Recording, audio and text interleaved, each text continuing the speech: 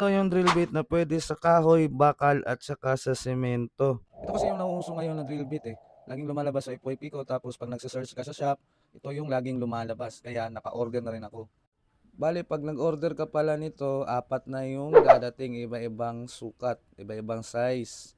Yan, at napa-order na rin ako kasi ikaw ba naman, isang bala lang pwede na sa lahat, bakal, kahoy at saka semento raw. Ngayon, susubukan natin kung totoo. Ayan, at naikabit ko na sa barena.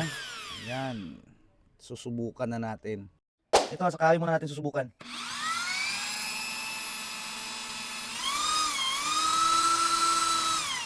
Ayan, kahoy check. Di ko muna diniin.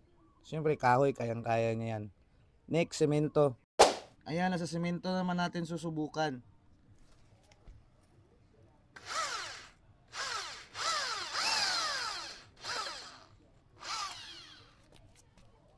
Yun, kitang-kita naman, tagos agad sa semento. Semento, check. Ayun, bakal naman. Ayan, at sa bakal naman, pero medyo manipis lang to. Pero bakal pa rin yan, susubukan natin.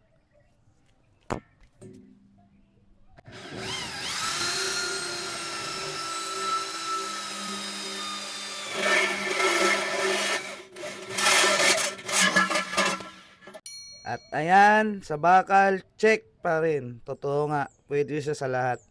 Nakita nyo naman, pwede talaga siya sa kahoy, bakal at saka sa simento.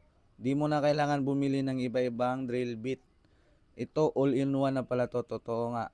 Mga nagbabalak na mag-order nito, click nyo lang yung yellow basket dyan sa gilid at saka apat na piraso na agad, iba-ibang sizes. Ayun, kita nyo naman sa video kung saan siya pwede, di ba? Click nyo na, mura lang to.